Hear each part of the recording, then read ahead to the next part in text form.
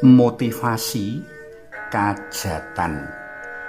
Panglimbang 5 menit dina Senin wagi tanggal 3 November tahun 2020 kapethik saka Injil Lukas bab 14 ayat 12 tekan ayat 14. Lumrah dumadi jroning urip bermasyarakat pamikiran menawa duwe gawe ngono pindho investasi.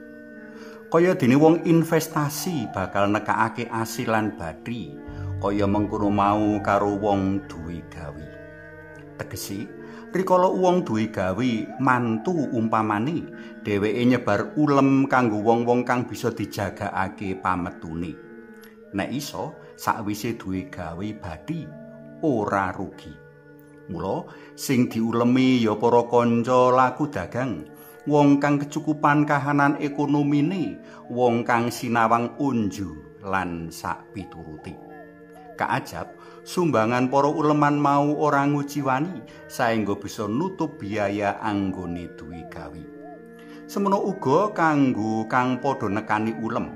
Wong-wong mau padha nekani ulem sinambi nggawa barang sumbangan, mbuh duit, mbuh barang liyane kanthi pangajab tembe menawa dheweke duwe gawe tertentu uga antuk sumbangan sulih. Gusti Yesus sing waosan dina iki ngelingake para pendherek dalem supaya murnekake motivasi jroning padha duwe gawe utawa nganakake kajat. Kudune motivasi wong anakake kajat mono kapisanane arupa pratelan syukur marang Allah Sang Maha Rumeksa. Iki wigati jalaran amung awit saka berkah lan pangreksa dalam Gusti wae dheweke jinangkung uripe bisa kacukupan kabutuhane kepara bisa nganakake kajat. Kapindho, marga motivasi lan intensine arupa pratelan syukur, dheweke kupiya ngajak sanak kadang tangga teparo sarta sapa wae kanggo bebarengan manjurung lan nyengkuyung kajate jroning donga kinantenan uba rampe pisungsung asil bumi sak murwate saengga ndadekake manah dalem Gusti rena.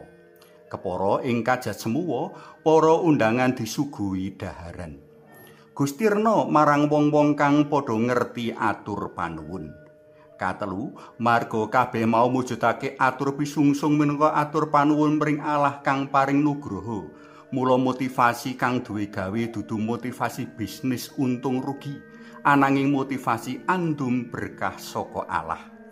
Kanthi motivasi kaya mengkini, dheweke bisa andum berkah marang sapa wae tanpa miji-miji, kepara andum berkah marang wong-wong kang langka utawa malah ora nate ngrasakake berkahing Allah kanthi mangan enak.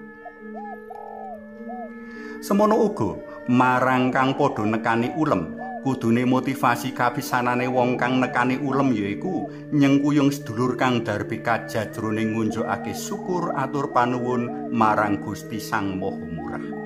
Jroning nekani ulem dheweke bisa nyawijakake donga panuwunan marang sih nugraha dalam Gusti kang uga lumeber marang dheweke saka sarta brayati.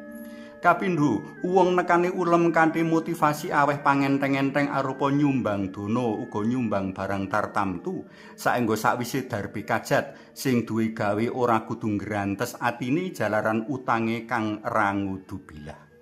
Katelu, kudune wong kang nekani ulem ngimbul motivasi ngleluri lan nglestarekake paseduluran saengga ing papan kajatan rinunce paseduluran kang endah ora mung SMP sakwise mangan pamit. Para tresna pelem kinasih, mbuh gedhe, mbuh celimen, mbuh semuwa, mbuh prasaja, para pendherek dalem Gusti ora luput karo sing jenenge duwe kajat.